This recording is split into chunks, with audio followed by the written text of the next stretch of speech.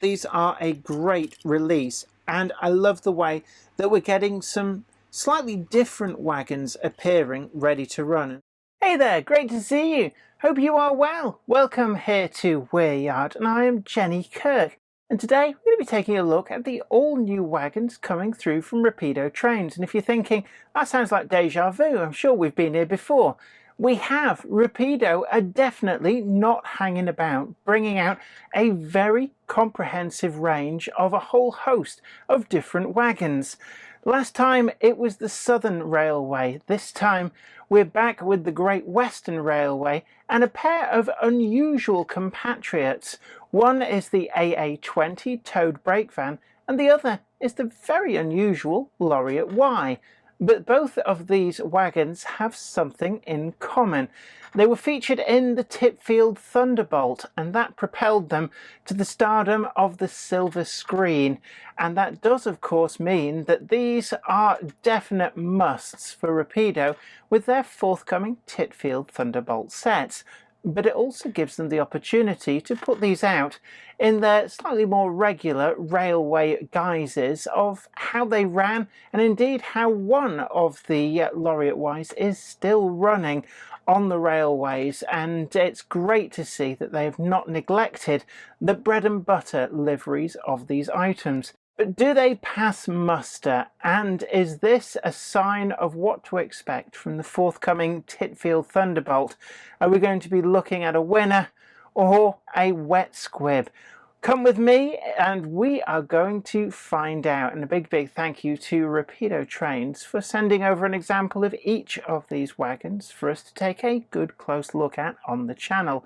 Today's video comes in association with Trainomatic, makers of DCT decoders and accessories that are designed by enthusiasts for enthusiasts. Find the full range available to order now at tramfabrique.co.uk.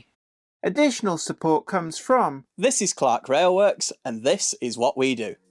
You'll know us from Ellis Clark Trains, and you'll get the same friendly expertise with us too. We've got a huge range of pre-owned model railways from all your favourite manufacturers, and maybe some you hadn't heard of before. It's the place to come for quality. We don't stock substandard models, and everything we sell is fully tested and photographed by model railway experts. No matter whether you model OO gauge, N, HO or more, we have sought after models from all around the world with new listings added every weekday. Check out what's available now at clarkrailworks.com and don't miss out on your latest logo. But can I ask a big favour and ask that you hit that like button and also share this video if you really like the content, and let other modelers know about where they can see the full lowdown on these all new wagons from Rapido. And if you haven't already done so, do please consider hitting that subscribe button, ringing the bell to be the first to know about new notifications as they come. You can also become a channel member, and it's a great way of supporting the channel, and we are also on Patreon. But back to today's video, and let's see whether these new wagons from Rapido are a harbinger of the Tipfield Thunderbolt range being absolutely blowing everything else out of the water, or will they pass wide of the mark? Let's take a good close look.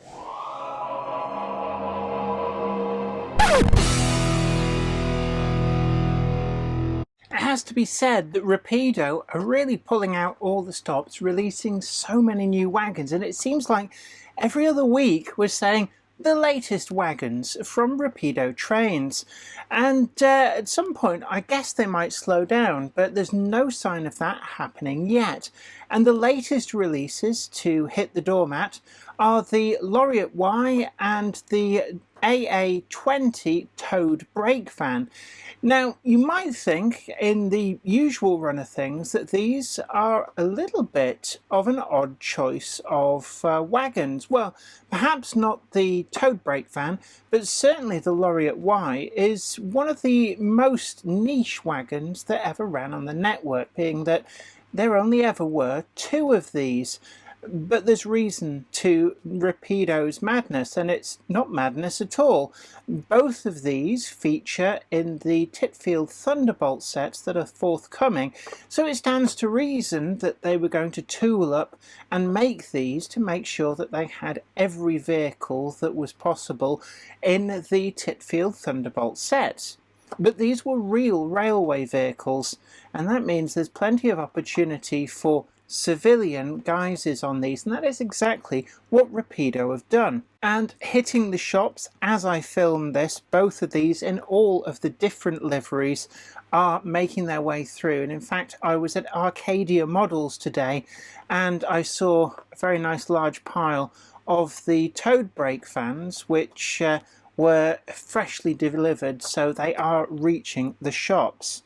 Now I'm going to start actually with that Toad brake van. The one that Rapido very kindly sent over is the Western Region Departmental Grey, number DW17247, and this is the catalogue number 918009.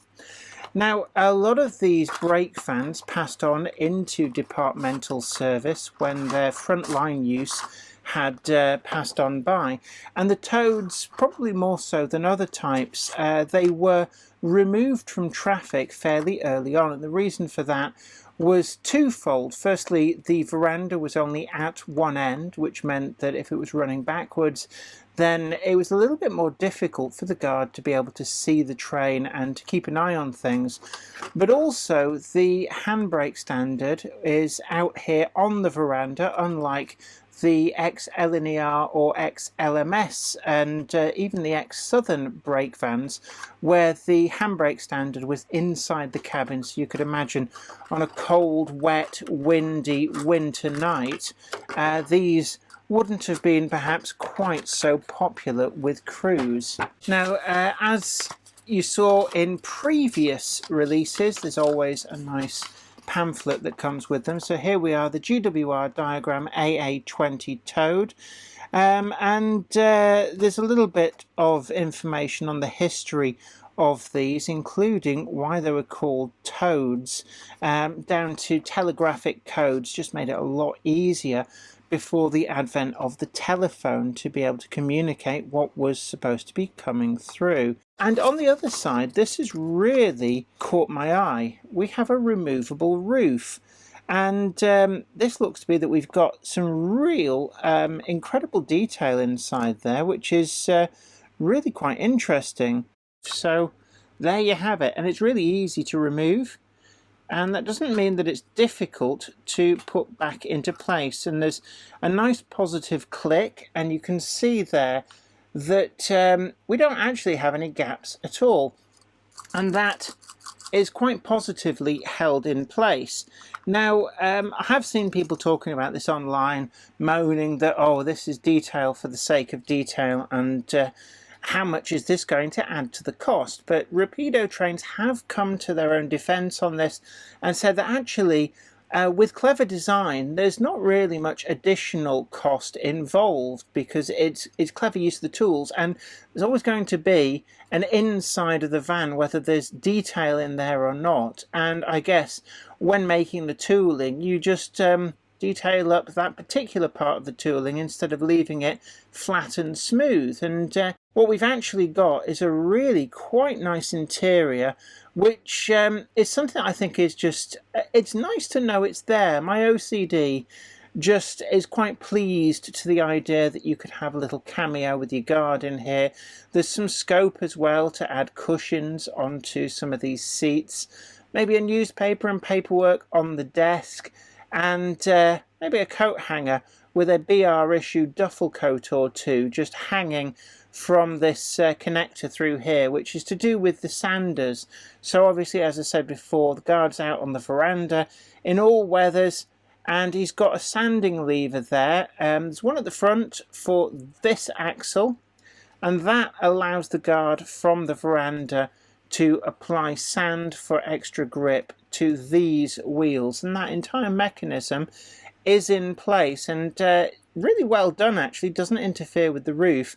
And when I saw it, it's like, oh right, yes, that makes total sense. So every day is a school day. The rest of the van has really crisp detailing. We've got lots of separately applied detailing, and as a replacement for a very long in the tooth, formerly of mainline origin, I think, van that another manufacturer still has in production, this is certainly an item that is very well received. The prices that I found these out there at is actually not that much different to the ancient non-detailed interior van from another manufacturer. So certainly in terms of money, this is in the ballpark of what you're probably already expecting to pay if you wanted a towed brake van. But very much you get a lot more for your money than perhaps you were thinking you were going to. There's no moulding seam across the buffer heads. They aren't sprung, but certainly really quite nice fine turned metal. They're not part of the same underframe moulding. We've got no lines where the body is applied to an underframe, and underneath as well you can see the construction of how a brake van would be with these riveted metal plates. These would have held the ballast in place, which could have either been scrap metal, in some instances actually culled from locomotives or rolling stock that was being scrapped at the works at the time that the van was being built, or just quite simply poured concrete. Was a very easy way of adding a lot of weight into the area quite efficiently. The wheels are 3-hole disc, very, very smooth running. We've got the sanding pipes, we've got the step boards here, and these are actually really robust, separately applied parts, but certainly incredibly, incredibly robust. And this is all factory fitted brake detail with the couplings in NEM pockets, slimline tension locks, factory fitted. Now the roof is also detailed on the inside, and we've got the little bit of a gangster lean going on there for the stovepipe, but you can see these magnets, 4 of them, but I do like that planking, and that cream really does show that off. You will possibly see it under the veranda, but inside the van it's really a case of it's there, you know, because you've taken the top off at some point and had a look. So all in all, that's a pretty interesting and innovative design. And I do like the positive click that does going back into place. In terms of the rest of the printing, this dark grey, it's actually verging on black, or to my eye, you could even say it's approaching an idea of a very, very dark olive green, but certainly dark grey is the official colour.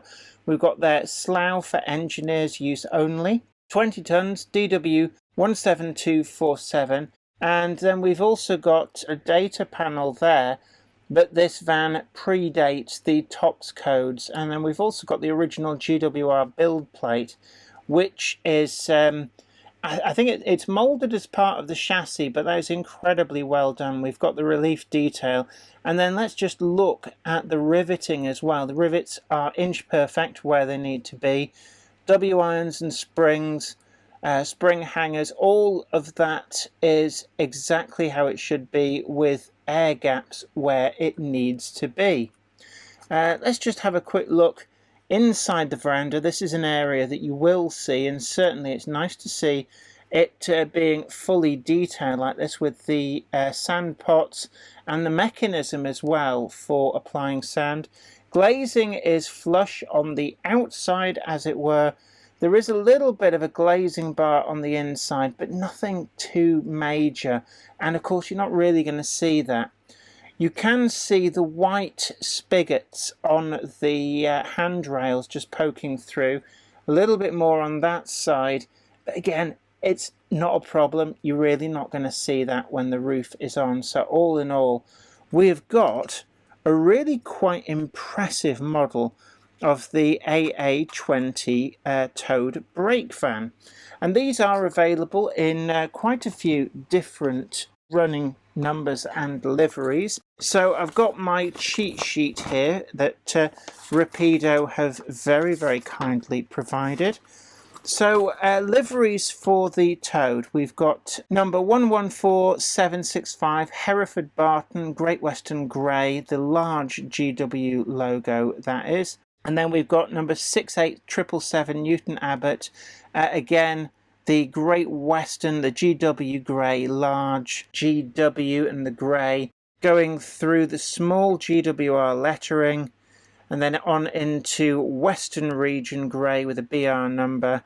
And there's at least 2 of each of these different liveries, and 3 of the BR Grey.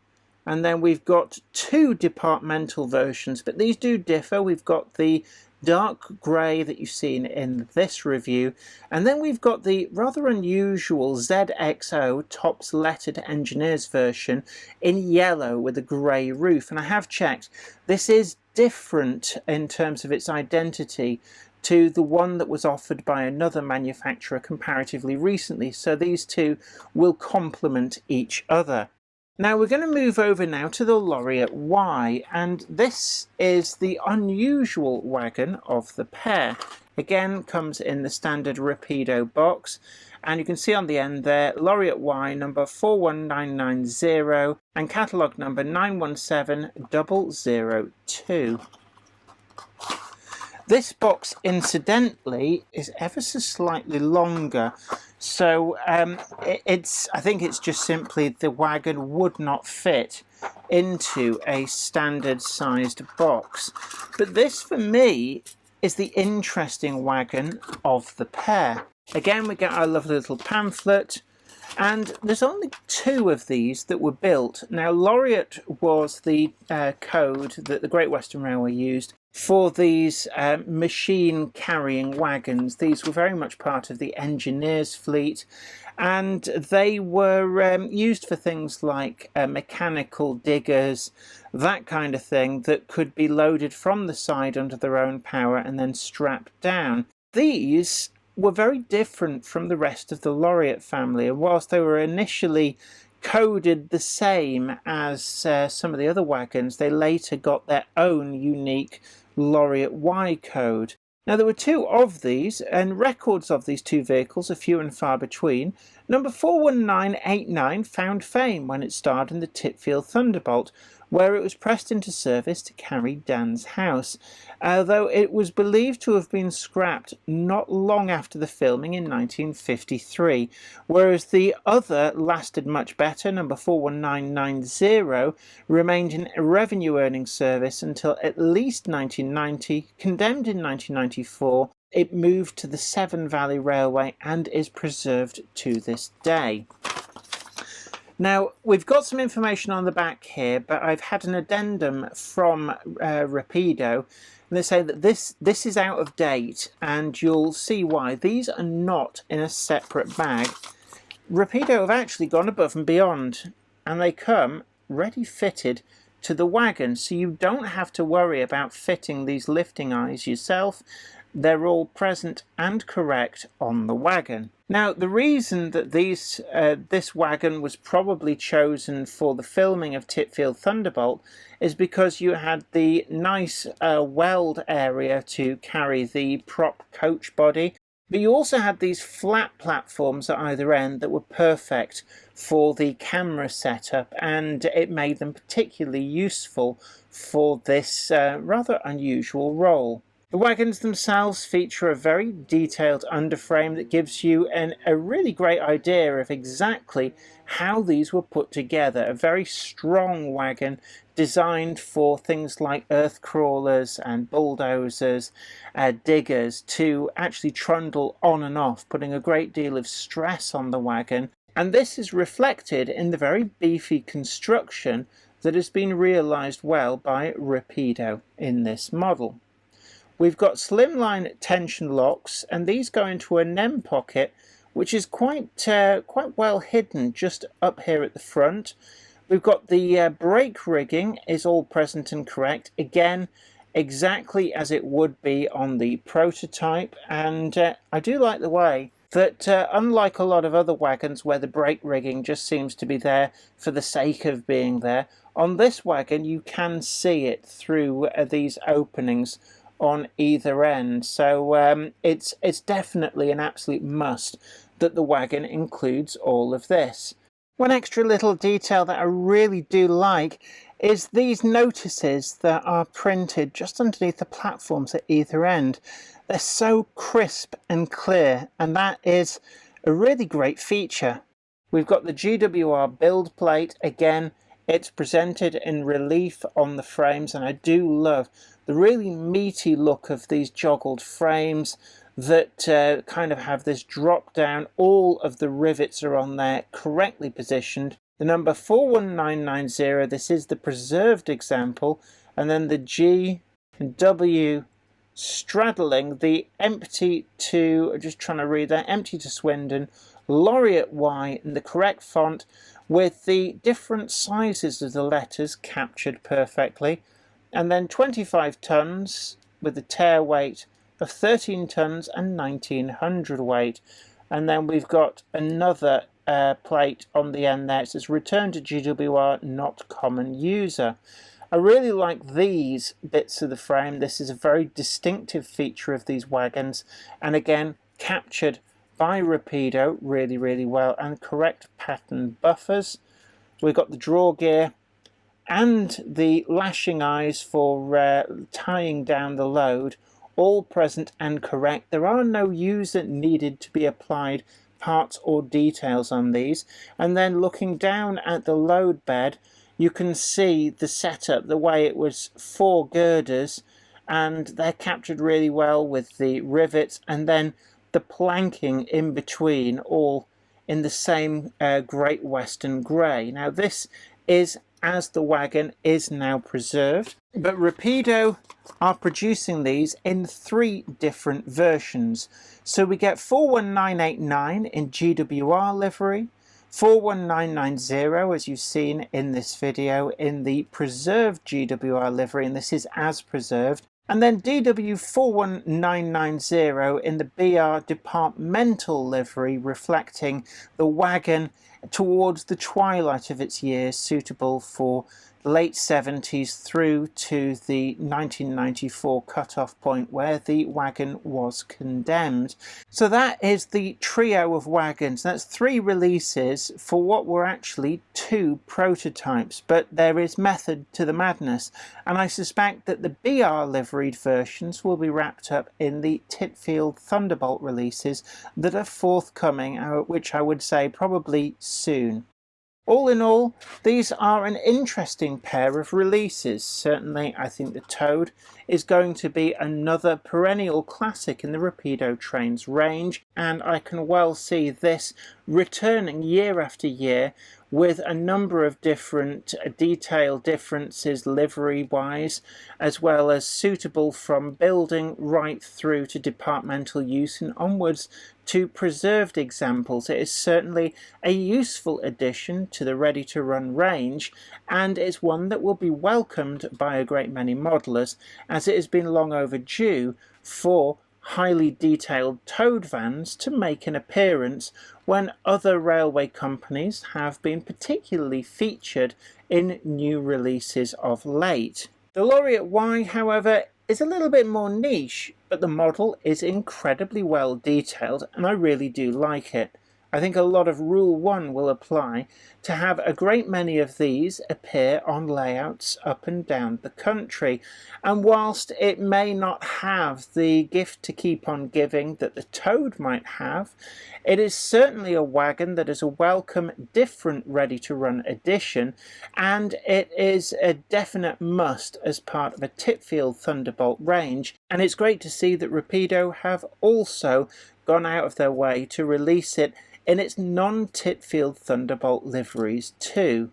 So we come to scores, and as a pair that have been made for the Titfield Thunderbolt releases primarily, I'm going to score these together just for the sake of simplicity. First up is build quality, and both of these items have been very well put together, and I'm really impressed by the fact that there's actually no need for the end user to be putting together fiddly bits and pieces, and despite what the included pamphlet says, there's actually no need to put in the strapping eyes as well on the Loriot Y, and that really is good news. They're pretty robust, and even with handling, there's not really much that's going to come adrift, and despite worries by Rapido in the pamphlet saying about any gaps, we don't really see any whatsoever, and I really do like this method for getting the roof off to allow easy access to the internals, which actually, even though you're not really going to see inside here, it's nice to know it's there, but it does mean that putting a crew into the veranda is ridiculously easy, and certainly that's an area where I think a lot of modelers would appreciate this removable roof, even if they're not that fussed by the additional detail and finish inside the van. It does take a little bit of a joggle just to make sure that that locates perfectly, but once it's in, it is pretty robust. There's a little bit of a lean on the stovepipe, and other than that, there's not really much to fault at all, so I'm going to give these a 9.9. On running quality, the brake fan ran pretty well on Weir Yard. There was no issues whatsoever. It's a very smooth runner, and there's no problems with these sanding pipes. There was no sign of them running the risk of getting caught into point work. All in all, the Toad brake van ran pretty much flawlessly.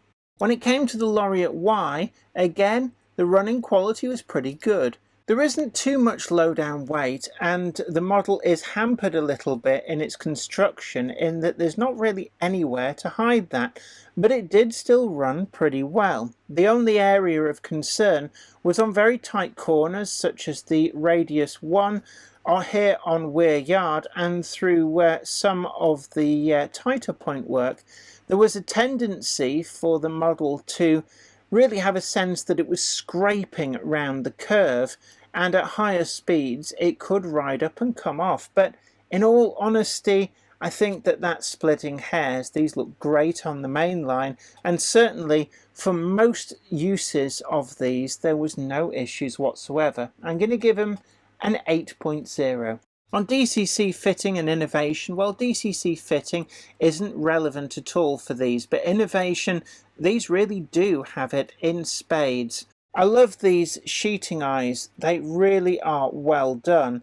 And then when we look at the brake rigging in there, you can see all of that. The open structure underneath these end platforms is captured perfectly. I really like these outside frames. Everything about this wagon really is just captured so well, and the amount of detail that we have here is quite astounding. The brake fan is the pièce de résistance, and this is where this pair shines.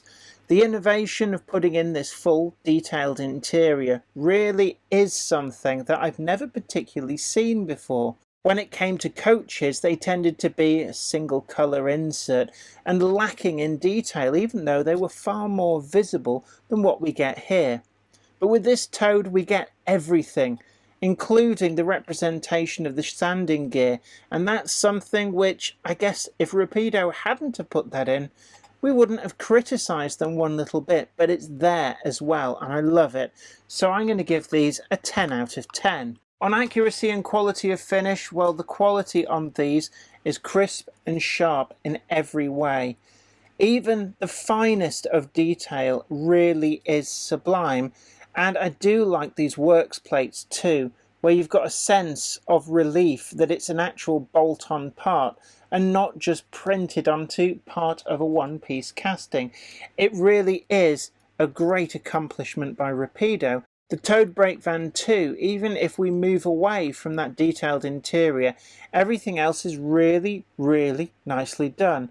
We've got the correct representation of the metal panelled sides with the riveting, and the wooden panelling further up with the metal ribs and everything that goes into the correct construction of these brake vans. The glazing is quite clear, and you can see a degree of that interior, or at least certainly enough to know that it is finished with the correct colour scheme. And we've also got these separately applied lamp standards, which is a really nice touch. So I'm going to give this a 9.8. On value for money, we've got an RRP of just a shade under £40. And, well, it's that scratched record, really, isn't it, about the way prices are. But unfortunately, that just is the way prices are. That's what things cost. And unfortunately, manufacturing in China does come with increased costs for an awful lot of reasons, which I'm not going to go into in this review. But that said, I think that at the price point these are at, they do offer great value for money. When you compare the Toad brake van to others that are on the market, it is actually competitively priced in the same ballpark as other Toad brake vans, including some that have been on the market for so long that they look like a complete toy by comparison to this. These are heralding a new era, and I'm going to give these a 9.1. We've got a link in the description box down below where you can find your own version of the wagons that you've seen in today's review, as well as the other livery versions that are available. All in all, these are a great release, and I love the way that we're getting some slightly different wagons appearing ready to run, and certainly the Loriot Y, I guess, would probably have just been a footnote in a book about British rail wagons if it wasn't for the fact that it had been in the Titfield Thunderbolt and been made famous by its appearance on the silver screen. But it's great to see these lowly engineering wagons getting made ready to run. It's a great model, and it will add a great deal of variety to your wagon fleet. I hope you really enjoyed today's video and found it informative, and don't forget that we've got that affiliate link down below in the description box where you can find both of the wagons featured today plus all of the other different livery options that are being made available. And I'd love to hear from you in the comments section down below. Just what do you think about these wagons? And are there any particular things that you spotted that maybe really tickles your fancy? Or perhaps there's something that you've spotted that I missed. I'd love to hear from you in the comments section down below. I'd also be interested to know whether Titfield Thunderbolt is what you're really waiting for, and that you're really glad that Rapido has gone above and beyond to model ready to run these specific wagons used in filming that film. Or is this something that you've just been hoping all along, that somebody would do a Loriot Y and nothing to do with the film, it's just really wanted a model of that wagon? Are you pleased with the result? Please leave a comment in the comment section down below. But until next time, this is me, Jenny Kirk, saying please check us out over on Patreon, or indeed become a channel member if you want to help support the channel to keep making the videos that you want to see. And thank you to Rapido Trains for sending over a couple of review samples, which has enabled us to have a good close look at these all new tooled wagons. Until next time, you guys take great care of yourself. Happy modelling. Bye for now. Today's video comes in association with Trainomatic, makers of DCT decoders and accessories that are designed by enthusiasts for enthusiasts. Find the full range available to order now at tramfabrique.co.uk. Additional support is provided by... This is Clark Railworks, and this is what we do. You'll know us from Ellis Clark Trains, and you'll get the same friendly expertise with us too. We've got a huge range of pre-owned model railways from all your favourite manufacturers, and maybe some you hadn't heard of before. It's the place to come for quality. We don't stock substandard models, and everything we sell is fully tested and photographed by model railway experts. No matter whether you model double O gauge, N, HO or more, we have sought after models from all around the world with new listings added every weekday. Check out what's available now at clarkrailworks.com, and don't miss out on your latest logo. I'd like to send out a huge thanks to everybody who supports me on Patreon, but a special thanks go out to Anthony Kidson, Offshore Allen, Michael Lockie, Helen Sink, Gary Lewis, David Quinn, Sparky107107, George Botterini, Chris Moss, Robert Steers, Sam Yates, Dale Williams, John N from NC, NYMRish, Jonathan Foster, Peter, Clifford Ison, Larry W. Grant, NI Railways 4000 class, Ian Coulson, Alan Dickerson, Eddie Papere, Karen Nichol, Medwin Williams, Crossways Point Junction, 3B Rail, Jennifer Horton, Michael Rose, Trains with Nick, and Simon Snow. Thank you. Without you guys, I couldn't do this.